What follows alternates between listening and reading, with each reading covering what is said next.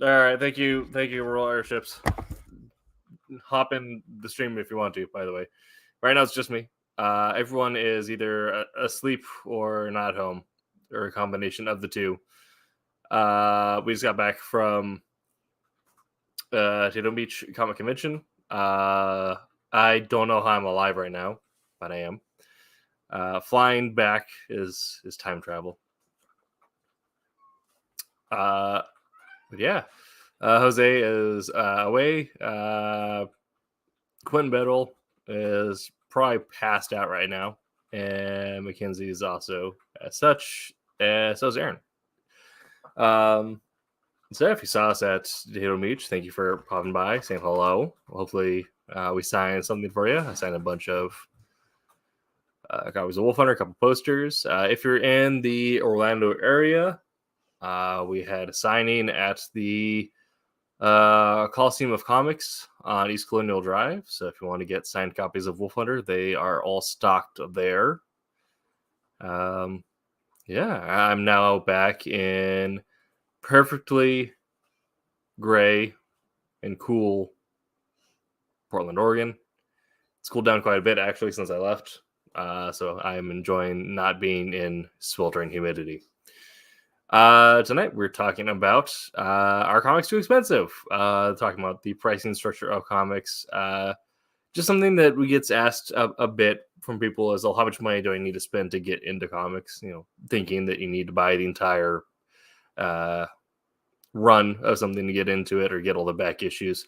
So I'll be addressing, how you go about getting your first comic collection set up, and also talking about, perhaps some choices by companies that have led to increased costs and the state of things, as well as providing value for people's dollars, because that's what you want to do.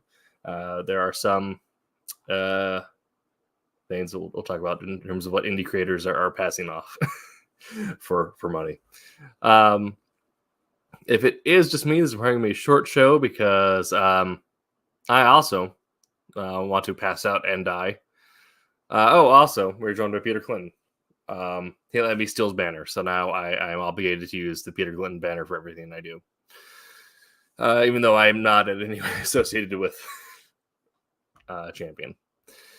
So, we do have a Kickstarter running. We're currently at $2,305 of $2,000 raised. So we're over our goal. We're in the process of making it to stretch goals. I believe we're about 200 away from the next one or so.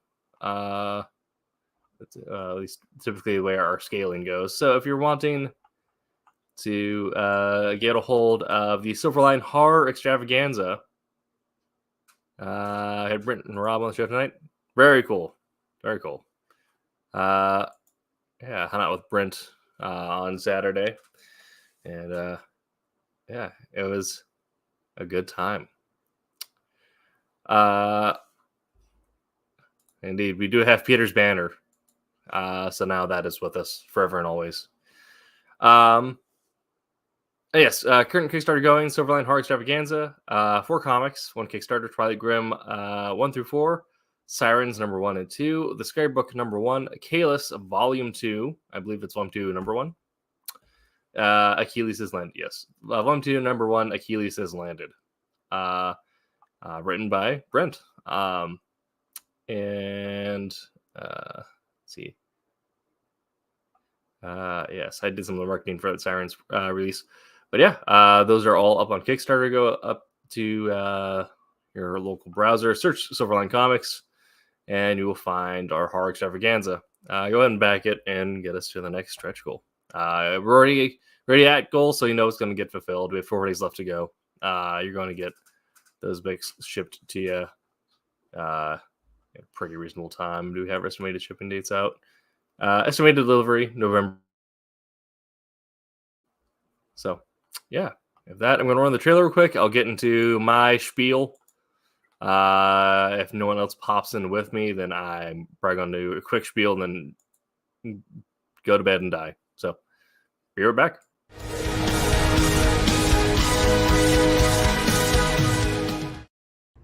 Hi, and welcome to the Kickstarter. I am Roland Mann, and I'm the chief cook and bottle washer at Silverline Comics, a genre-spanning independent comic and graphic novel publisher. And I'm here to tell you about our Kickstarter number 20. 20. Can you believe we've done 20 Kickstarters? That's right, 20 Kickstarters. We have successfully funded and shipped 20 Kickstarters. That's 20. That means we are making comic books. And I'm here to tell you about our next batch of Kickstarter comics that you know you want to support it if you can. So I'm going to stop talking and I'm going to let Brent Larson tell you about Kalis. Take it away, Brent. Okay, we'll finally get to see how the story ends. Wait a minute. That's it? A tree floating in space? That's so weird. Hi, I'm Brent Larson. You may remember me from such creator-owned comics as Kalis. Some of you at the end of the story thought, this is no way for a story to end, and I agree, which is why I'm excited to announce that in September we will be kickstarting Kalis Volume 2. It'll tell more of the story of where Scott Anders actually has been, why he wants to go back, what's the CIA doing in the meantime, and who is the mysterious group that's trying to keep him here on Earth. It's very exciting, the art is wonderful, and I'm really excited to share it with you. So thanks for your support, and we'll see you in the comics. Thank you, Brent. And now here's Rob Davis to tell us about Twilight Grim. 20 years ago, the city of Hallowed Heights was nearly destroyed as the result of warfare between humans and vampires. In its aftermath, the two factions forged a most unusual peace plan. A high and heavily guarded wall now splits the two sides of the city. On one side of the wall reside the middle and upper classes of humans. It is clean, beautiful, and safe. On the other side of the wall, where a teenaged petty thief named Susie Q has just been exiled, lies the darkest and most horrible ghetto imaginable. Here, amongst squalor and vice, dwell the poor, the homeless, the forgotten, and the vampires. Led by the family of Gregor Radovic. As long as the vampires stay on their side of the wall, the humans on the other side are willing to pretend they don't exist and let them rule over this so-called blood zone as they see fit. This includes turning a blind eye as the vampires feast upon the zone's human inhabitants. Amidst rumors that the long-held truce may be unraveling, there's no human law in the blood zone, save for that dispensed by a mysterious and violent young man who has appointed himself its sole guardian from the depredations of the vampires. His name is Twilight Grim. Thank you, Rob. We've also got Sirens number 2 and Scary Book number 1, which is part of our remix line. You're going to love those. Horror goes in with our Silverline Horror Extravaganza. So, back it if you can. If you can't back it, we get it. We're in an inflation economy. You can share it. Tell all the people you know who love comic books that we make comic books and we ship them out, because obviously this is Kickstarter number 20. And until then, remember to make mine Silverline.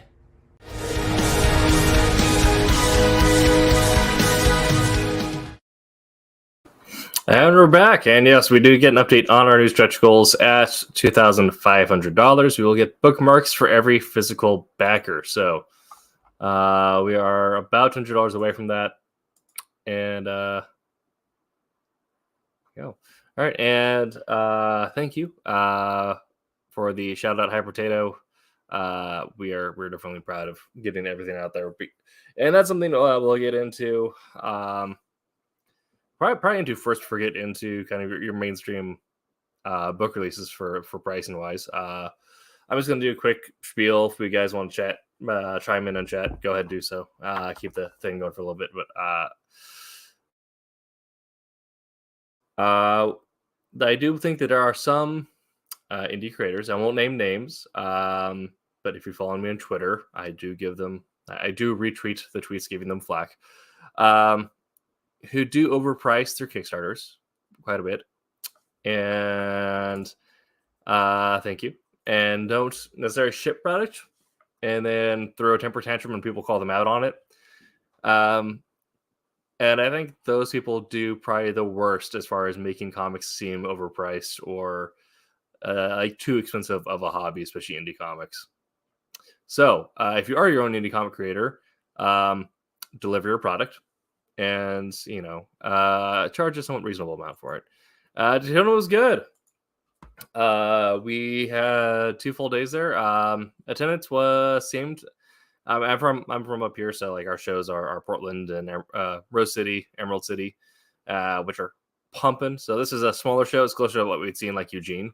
But from what I heard, it was a low attendance even so. But yeah, it was good. I had a panel, which you can see my panel on the YouTube channel for Orlando Collector Deviants. I talked about writing the comic and getting into the industry, and what experience you might want to get in to get invited to submit a script, or what you need to do in order to submit a script, that type of stuff. And we had some signing at Monday at Coliseum Comics in Orlando. So yeah, it was a good show. Mostly just a lot of the most Silverline creators in one building at a time in history. So that was exciting. All right. I'm old. I remember thinking 150 for a black and white indie comic like TMNT was too expensive. I see 25. Yes.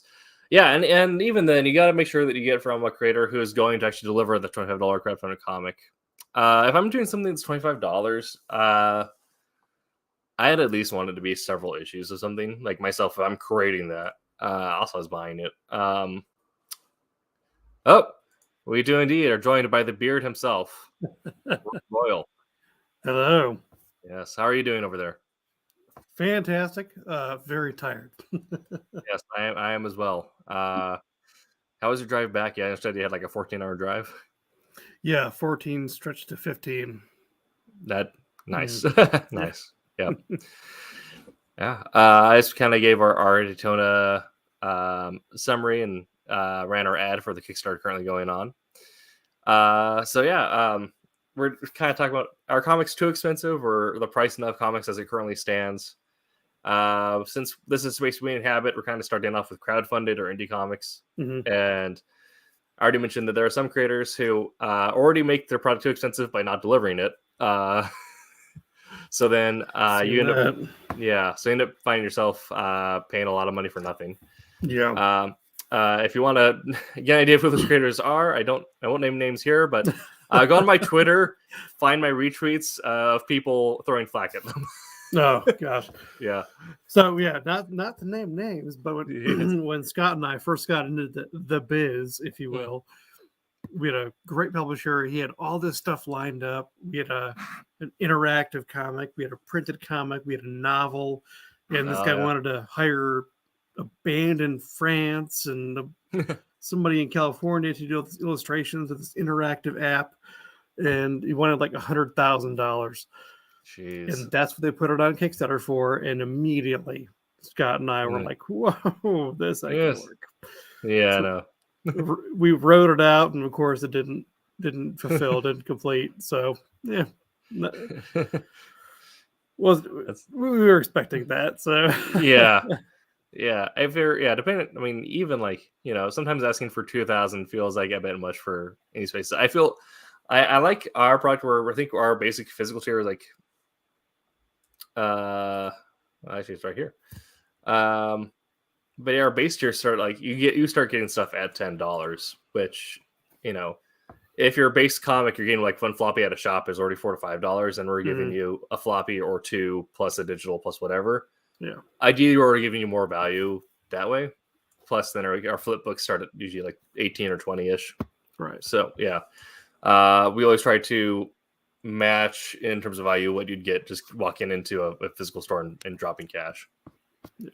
Yeah. But there's something to that, walking into a store and picking up the book. Yeah, there is. And just having it there. Oh yes. It's so hard to get to that level. Well, not to drop trow on stream, but show what I got. But I had that experience on Monday. I had a signing at Coliseum of Comics in Orlando. Walked in and they're like, "Here's where your book is," and so I got to. Wow. Yeah, I know. I was like, oh. So I got to sit down and I signed the display copy and everything they had in the store. So that's kind of a surreal experience. And then Roland pulled up in the Comics Buyer's Guide, and at the front page there was a Silverline ad with Wolf Hunter and Steam Patriots on there. Oh. I'm like, oh man, that's a look ma, I made it moment. Yeah. That'd be good. Yeah, so Hypertail said, back in the day, you might spend $1.50 for a black and white indie comic like TMNT, or if you're went to 7-Eleven or something like that, you might get like a quarter or 50-cent spinner rack copy of Spider-Man. Yeah, nowadays you're starting between $4 and $5. Right.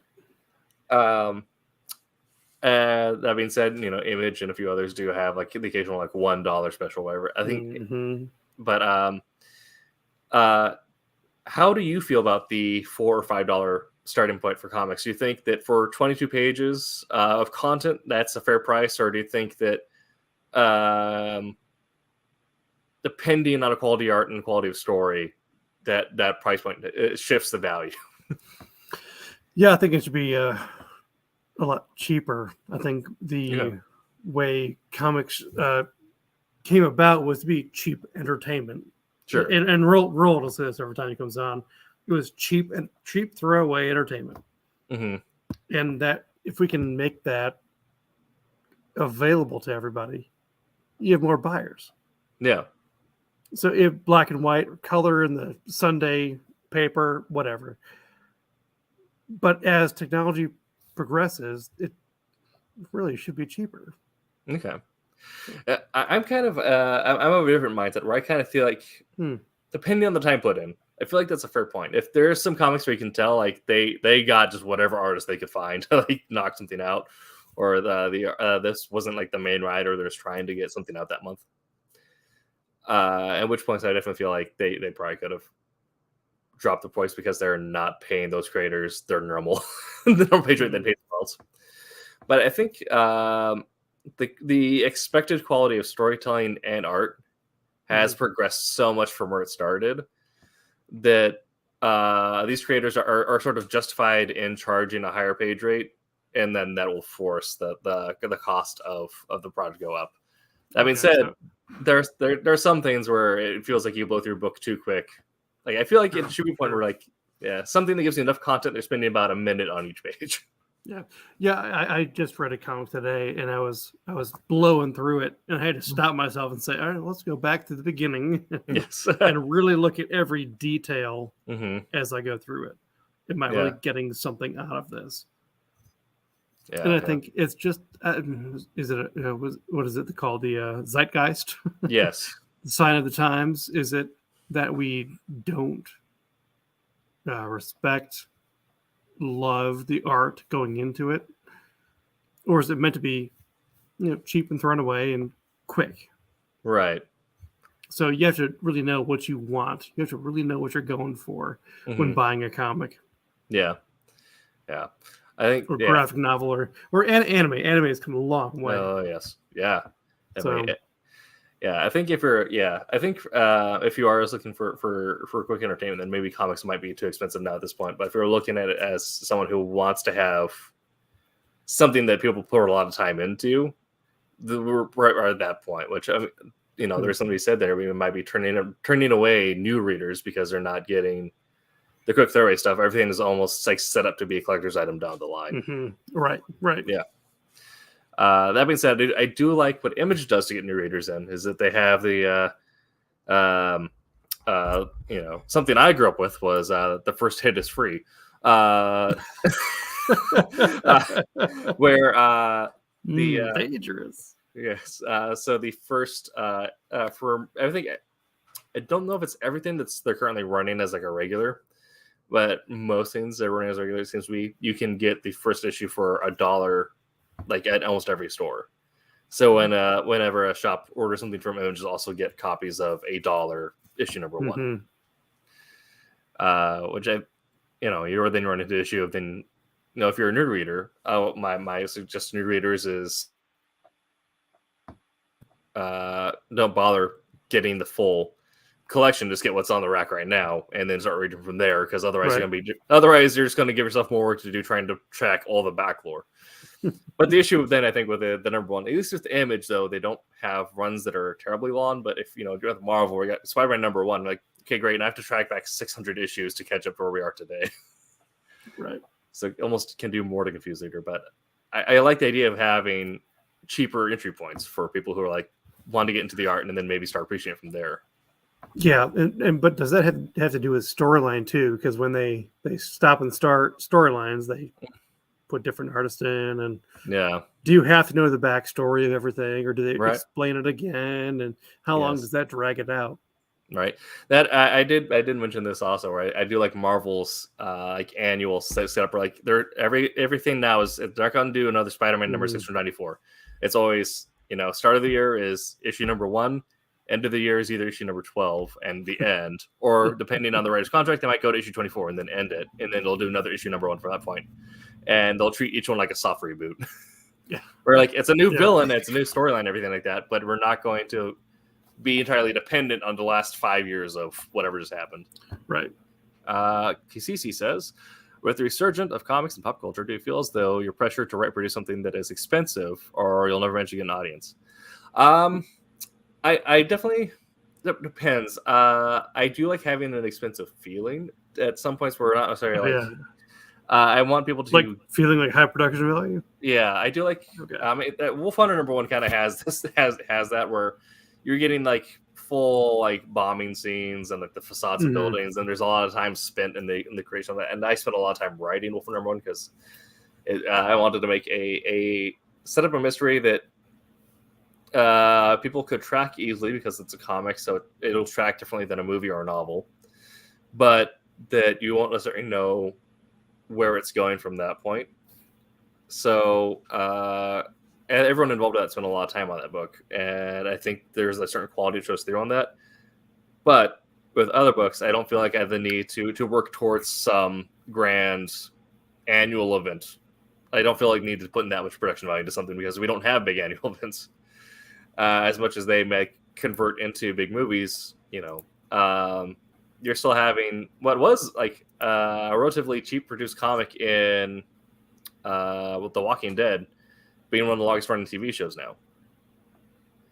So if I was maybe working with Marvel, I probably feel differently, but I like to have the feel of quality, but I don't feel the pressure to build towards a large event or something that's going to look like it costs a lot of money to put together.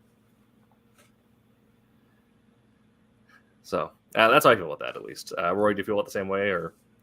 Yeah, I think it's great. Okay. Yep. Nice. Yeah. So you kind of mentioned earlier trade paperbacks. This is actually my preferred way of buying comics now, is the trade paperback in volumes, because I do on my Comixology account track. Wait. So trade paperbacks are the. Is it the 4-volume? Yes, it's the 6 issues or however much collect into one. Silverline trades are one. Got it. Nicholas Gear, you can't hear me. Try refreshing your page or turn off mute. I don't know. So floppies are the individual comics, right? So floppies are that one was probably not the best cover. So your floppies are individuals. This is the Impenetrable Sunray by my friend Chloe. You can get on her website. She's working on getting that available there. Please do so.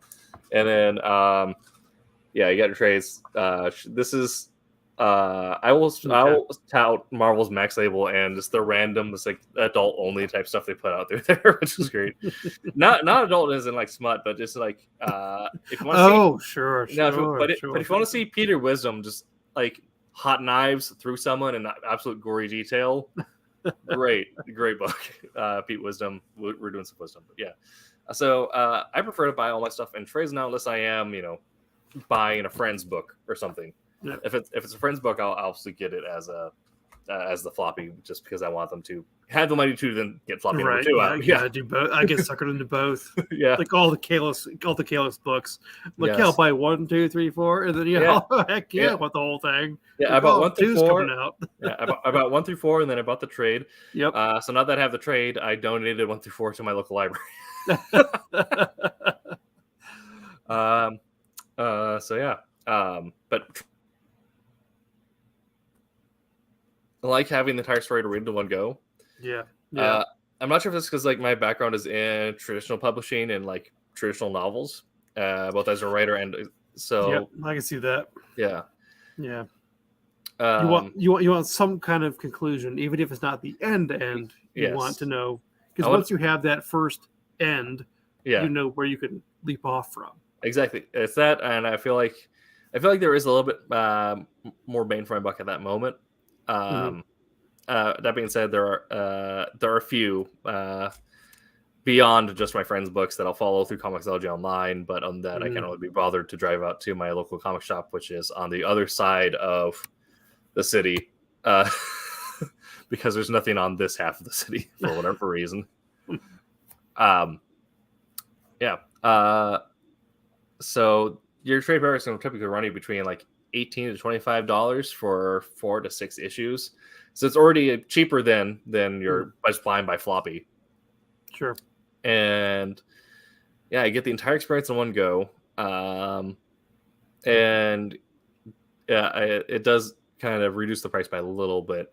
But you might even get some like additional extras in the back, or they might include script pages or like concept art, which alternate titles, alternate covers, and all that artwork. Which I've bought many. Boom and Image. Yes. Will do that. Yes, and I would love to see us do that too. Just have alternate artwork in there. Oh, it's just so cool. Yes, but. Do we wait till we have an entire storyline to publish? Yes, yeah. That's what we did with Kalis. We got through issues 1 through 4, and then we put out the trade. And probably when we get through finish issue 3 of Wolf Hunter, probably I don't even know if it's an old technically trade or if that's just like a pocketbook at that point, but. I don't know how many issues you have planned for Steam Patriots, or at least for like a volume 1. But oh gosh, yeah, we can go for 4, 8, 12. Yeah, we can go for at least 100. Yes, that's the thing. If we get a second volume of Wolf Hunter, one of my plans that I want to do with that to add additional value and make it so people are not feeling like the Kickstarter is too expensive is create a set of. I mean, I don't know how familiar the Coast Guard is with these, but the target, the persons of interest or the target ID playing cards. Yep. Yes, I want to do those, but with the German spies in England for Wolf Hunter. Yes, yeah.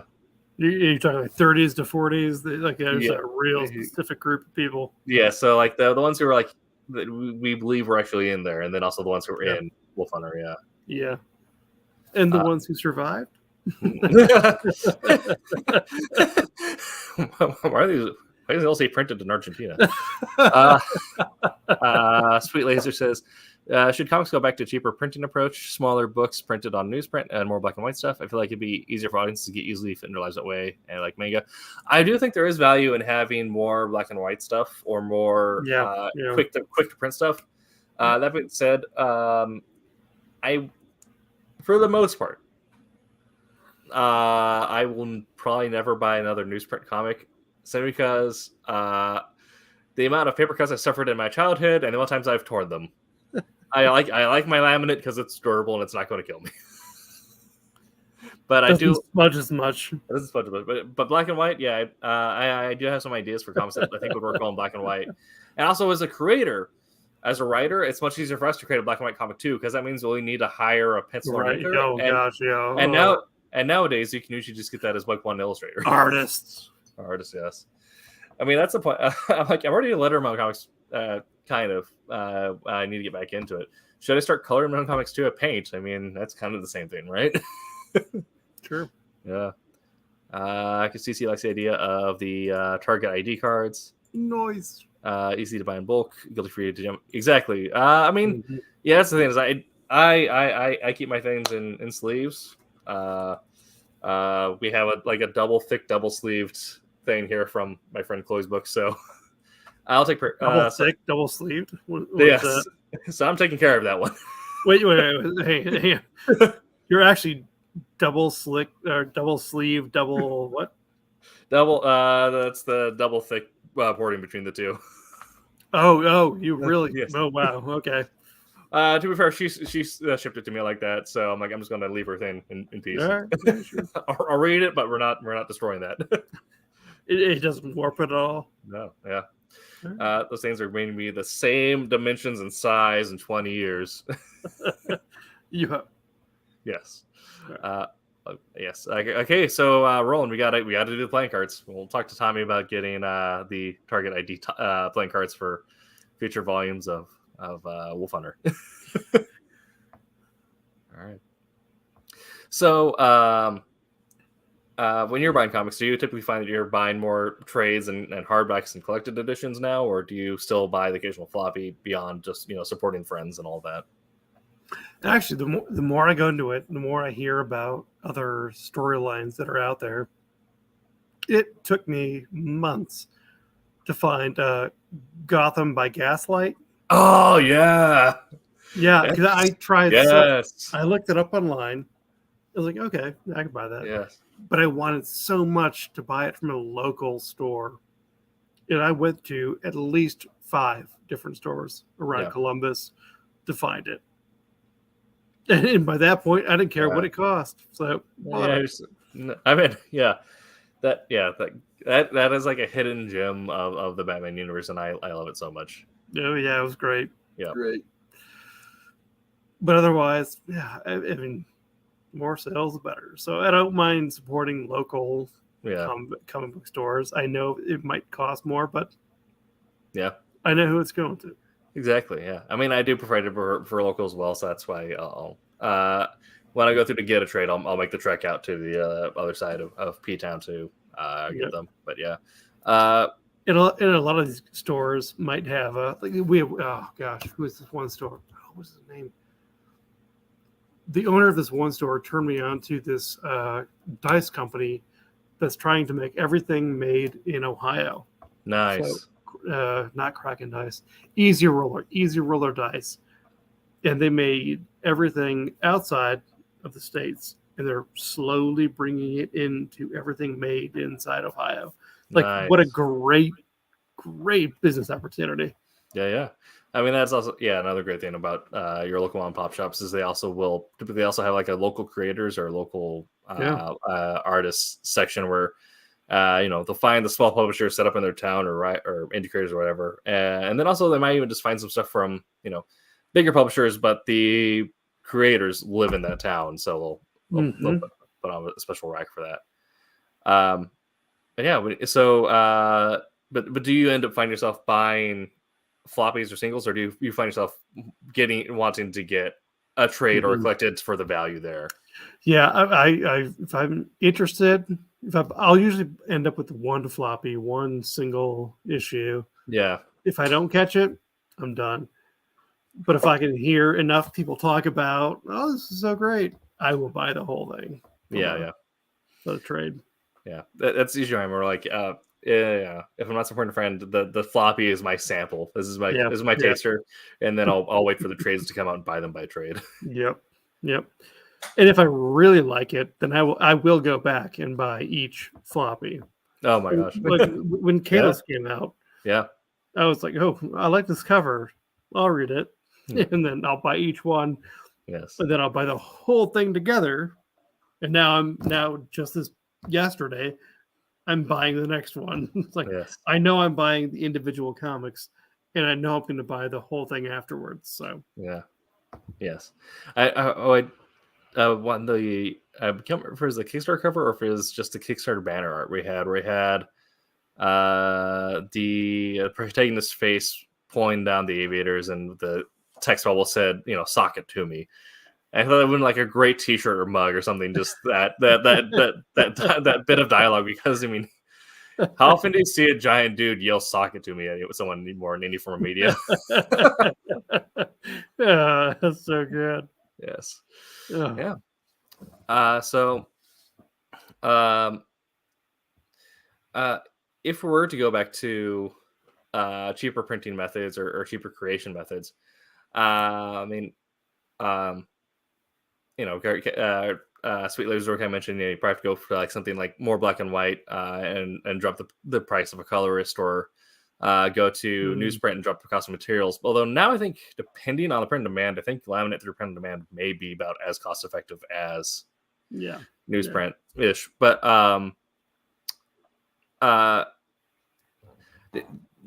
do you think comics would probably have like the same?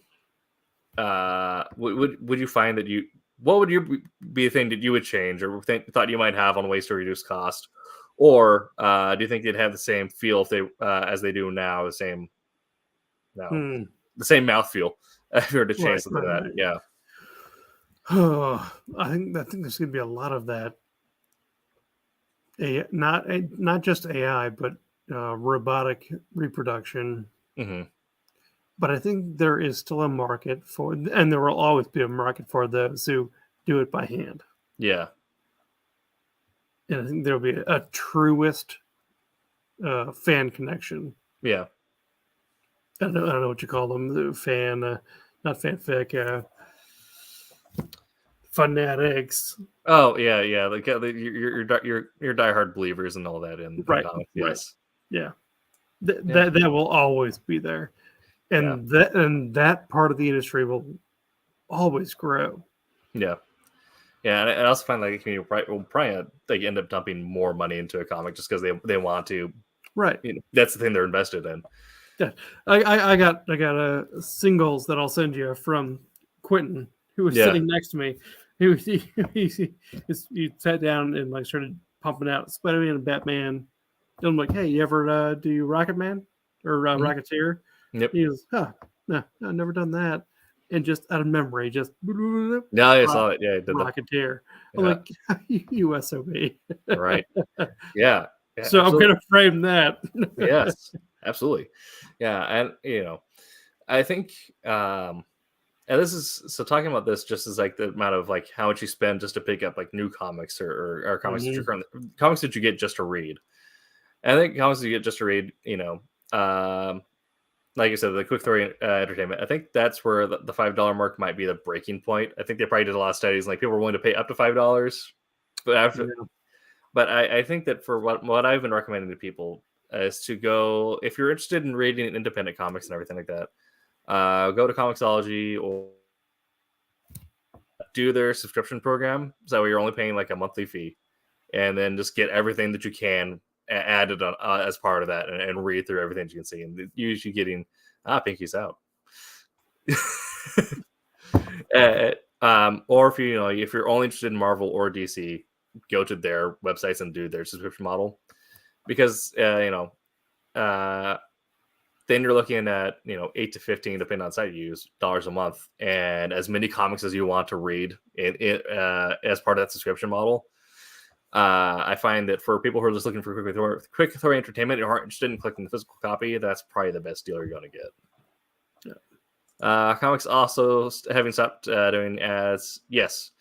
We no longer have the I have it upstairs. I have a 93 issue of X-Men that I just finished reading that has, every like fifth page you have like an ad or something that's like Jinko jeans, and then you got stuff for like the Nintendo 64. Yeah, I mean,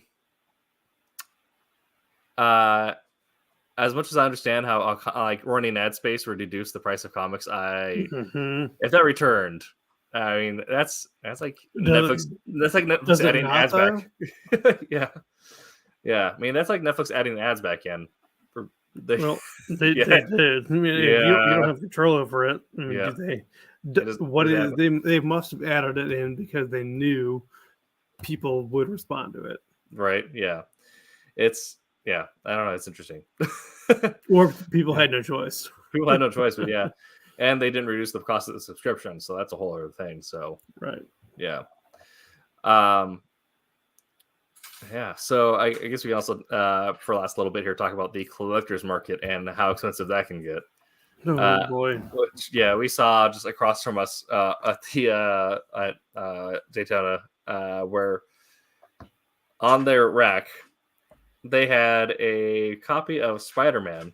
I think it was graded like a 4.0 or something like that for $1,600. Somebody bought comics, got in a fight with the owners. She spilled her lunch all over my comics and then said I couldn't stop them from cleaning us because I paid for them. Wow. That experience is too expensive. whatever they should have refunded you for your day there. Jesus. That's super annoying. Yeah. That sucks. And if that's a constant behavior at the shop for something like that, I recommend, go online. Don't worry about someone spilling lunch on their digital comics. But yeah, the collector's market is something that is absolutely insane to me. I get it. It's part of pop culture. And Roy's fluffing his mustache. Yes. And so, people always want to grab a hold of something that is tied into pop culture and what made things the way they are. But like we said earlier at the top of the show, it was meant to be cheap throw entertainment. So now something going from 50 cents to $1,600 and not being in the best condition. There's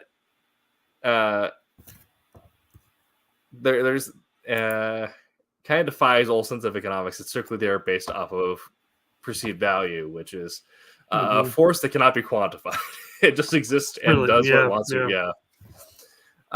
So personally, I don't find myself wanting to embrace the, for the most part, the collector's market. There are a few things I will do, but usually, that does not feel financially prudent to me. So I don't know how you feel about the collector's market, if you partake in collecting much of anything, or what you do collect if you do. Well, I'm not a collector.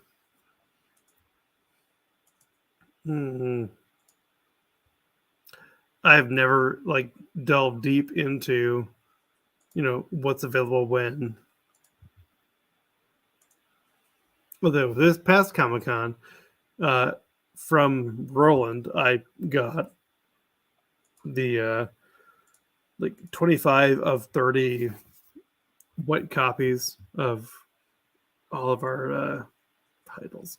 Yes. So I boarded and back those and put them away. Nice. Yes. All the ones I've got off Kickstarter, they're a separate one. So we really have three separate, at least to me, three separate ones. The special ones, the Kickstarter ones, the ones I can buy otherwise. Yeah. How much energy and effort do I put into boarding and backing all of these? Mm-hmm. Yeah. I'll go back and collect a few. I won't ever pay the price for a bricked one, or the if a shop finds it and recognizes that it's important, those ones. But 90 to 98 X-Men and X-Force, that was my jam. Mm-hmm. So those are ones that I'll pick up if they're in the $1-$2 bins. But other than that, yeah, I don't find myself and those ones I'll board back. So what makes you pick those up? That's just purely nostalgia. And also I think that was a time when Four Loko, Jinko jeans, and the kickflip were the pinnacle of culture. And they were the pinnacle. Yes. Paramount. Yes, exactly. And half of me is just the meme of the 90s, because the 90s is a weird time where people are just had the excess of the 80s, and just the they're expect after the economics of the age, everyone's expecting an economic downturn. But like, if we just created enough wild and out there things, we can get enough money back into everything. Like, what if we just made jeans that are giants? So we just create as much, make everything as extreme and as exciting as possible, so everyone just wants to spend all their money on it. So yeah, it's just one of my favorite characters that I think needs to come back to X-Men is Adam Extreme. If you can't tell by the fact that my hair is normally longer off to the side, undercut, and I wear a snapback hat, like, that is my character. He was an X-Men with a snapback hat, a long undercut. His last name was Extreme, like with an X, starting with an X, and he skateboarded. Like, this character is the 90s. Kind of looks like Legion. I don't know. But yeah, that was I just want to collect as much of the weird out there stuff as I can from the 90s. I think our default mode of sleeving, boarding every floppy issue nowadays is remnant of the collector boom from the 90s and is kind of antithetical between comics like quick pulp fun. Yes. As our brands for spend charging more for yes. Because we treat them like luxury prices, they're increasingly sold and printed like that, and just cycles like that upward. Yeah, that's kind of what we mentioned. Is now when you're creating something, even if we're not feeling forced to it, you almost want to create something that will have collector value in the future. That's, I feel like, why as creators we sign everything. And it's nice to have that personal interaction with a reader, and then give them something like, "Hey, I'm glad you enjoy this. I may do something extra for you to thank you." But also, everyone knows that, like, if this does well, our signature is going to increase value on that. Yeah, I definitely think that, like, when you and not more so changing the cost of the base part, but the willingness to create additional variants, being driven by prospective collectability in the future. It's like it's almost like the boom of trying to create a self-fulfilling prophecy, which I know that was like the whole thing that led to a lot of comic companies having issues in the 90s was the massive amount of variant covers. Like, we had to create so many collectibles, so we're going to spend a ton of money in creating so many variants, and then you end up realizing that you're not making money back to cover those variables, those variants. I think then as a creator, you also have the issue where, like, just figuring out your sweet number for the amount of variants and trinket features as much as you think you can afford and get back a return on. So, like, only hiring, like, 2 or 3 artists to do variants as opposed to, like, getting 8 variants for a single, like, issue. Only doing, like, 1 or 2 printing methods. Like, I had extras of the black and white, so I was selling the black and white and the color Wolf Hunter at the convention. I wasn't trying to also sell, like, an additional, like, 3D print and then also, like, foil print and all this other stuff. But you end up finding that sometimes the companies that usually ones that don't do too well, or independent creators that don't do too well, end up spending all their money trying to create collectability, only for no one to be like that much interested in it, and ends up folding. And at that point, that's where comics being too expensive is a negative impact to the creator or to the publisher. Yeah. Any other thoughts on that yourself, Rory, or just kind of? No, I think you're right apart. You can oversaturate something. Yeah. Really, really easily. Yes, definitely. Yeah. Well, we hit on indie creators, the mainline publishers, the collectors market, and on the different qualities of different variable prints. Comics are too expensive, but it's a double-edged sword because you got to take into account the labor. Exactly. That's kind of what I mentioned. Like, now, like, if you're going to do anything to reduce the cost of a comic, you can't take that pay out of your artist or your writer or whoever's being. We're already, like, at a point where comics are, well, as artists, we get the worst of things, but we sign on for the art. This is eventually I'm just going to make enough money that I can retire to a minivan and grow an Alan Moore beard. But you can't really reduce the cost of that you're paying to your creators, to your artists or whatever, because then for them comics is no longer worth it, and then you end up gutting the comics industry of its talent. So that's kind of the weird thing we find ourselves in, is making sure that we're allowing the writers and artists to get their bread, but then not try and outprice the consumer.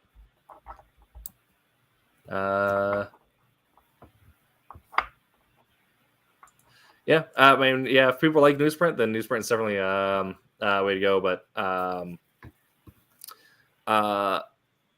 and Spawn is only $2.99 issue. Yes, however, there's also the Image, the people who work at Image, who will typically end up being the ones who end up writing Spawn something like that, they typically don't mind because they just they already get their core salary. So, but if it's like a comic where the companies are hiring everyone out of, I don't think creators are getting that money though. Race horse past years, yes. Depending on where you're looking at, like I mentioned, a lot of people end up working on Spawn, or like the main titles in Image, or people already work at Image. If you compare it to like the other titles weren't at the time, those ones are usually higher because those are people that they have to pay outside of like a core salary. But yeah, creators' rates have dipped and varied. Now they're kind of close to the late 90s, from what I'm hearing.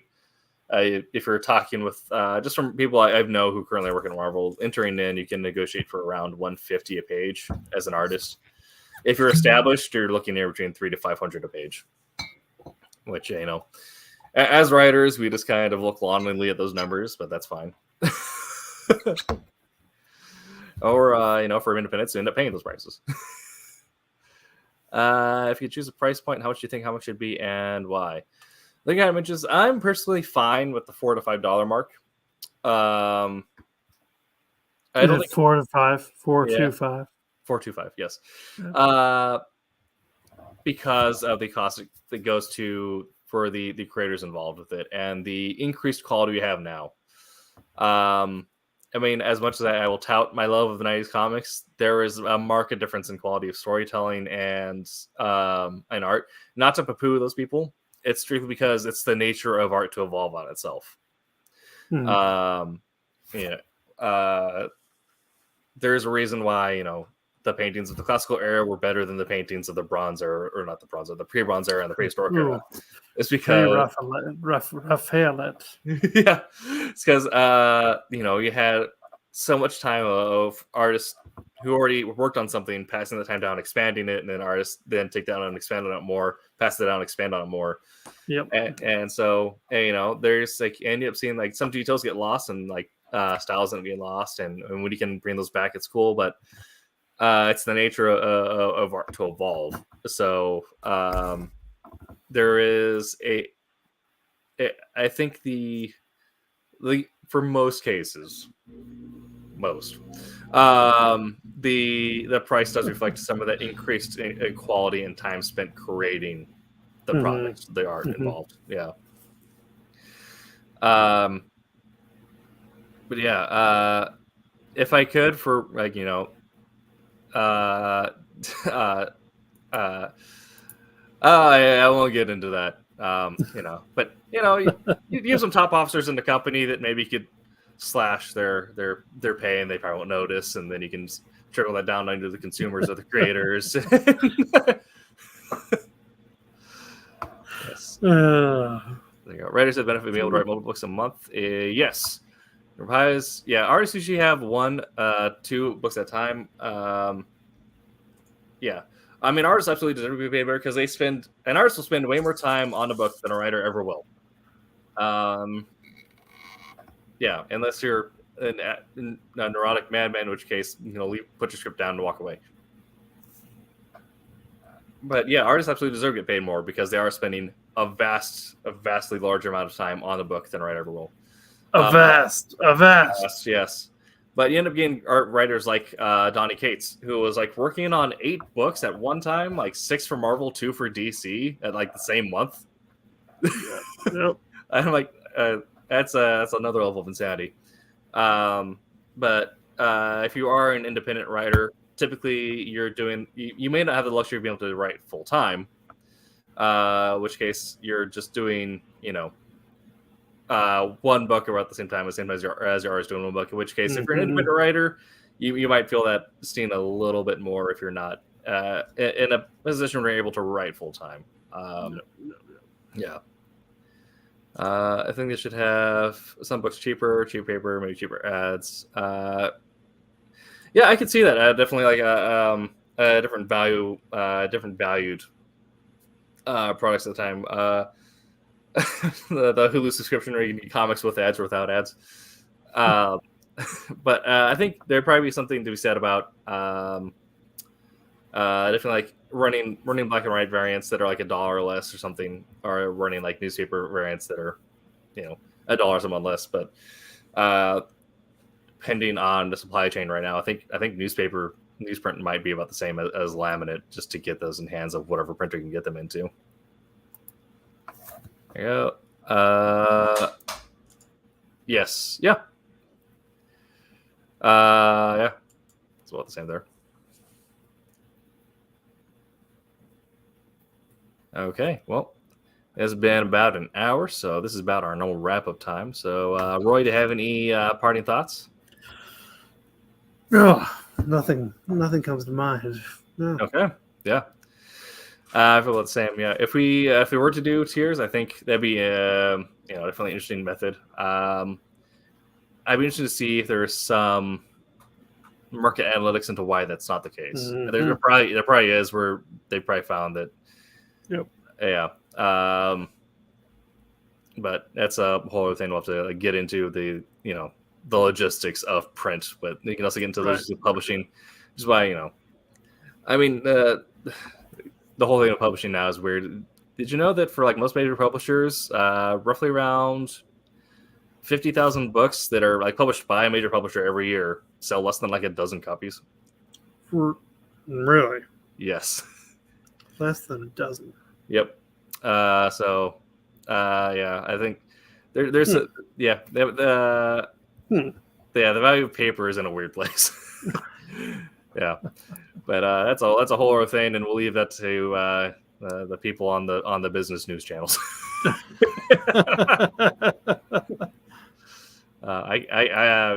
can tell you about the theory of 3 and 4x fracture, but economic theory is a whole other piece of bacon. Yeah. Also. All right. Well, thanks everyone for stopping by. Sweet Lasers, Hyper, Mark, it's good talking with you all. Hope you all have a good night. Come by next week for a show on Tuesday. Rory may not be there. It's not his normal time. Maybe. Okay. Let's see. Do we have our schedule? They did not send our schedule. Okay. Well, let me see where that went. There it is. Okay. Next week we are talking about. That's right. Next week, National Comic Book Day. So we'll be talking about National Comic Book Day that same week. What it is and how to get your free stuff. Free stuff. Oh gosh, yes. Yeah, free stuff. Yep. All right. I'm sure I can figure something out like that. But yeah. So come check out Wednesday Wham here 8 p.m. Eastern tomorrow, and so for Sunday 8 p.m. Eastern. We're the late birds. We're the normally we're the West Coast show, but Roy's checking in from Ohio. How's the weather over there in Ohio now? It's lovely. 50 degrees and cool and temperate, and everyone loves it. Exactly. Yeah, I had that feeling when I was driving out today, and it was gray, 70 degrees, and no humidity. And I'm like, oh, yep. Yeah. After 2 days in Florida, I'm like, oh man, how did I live down here for 3 years? Yes. All right. Well, So much better up here. yes, it is. Come up here. Come up here. Come live up here. I'm not sure I can live in Ohio. I'll convince you. I'll convince you. Don't worry. I don't, is there snowboarding and is there a beach within like an hour of each other? Yes. Okay. Because that's what I got here is I'm right in the middle. So we got like Mount Hood on the one side, we got the Pacific Coast on the other side. If you want to go a little further, we got both. Don't worry. Okay. All right. Well, I'll consider it. But as we all know, Ohio is for lovers. Yes, it is. Yes. So everyone come here. All right. Well, thank you everyone for hanging out with us. We'll see you next time. And until then, make mine Silverline. Hi, my name is Sergio Cariello, and make mine Silverline.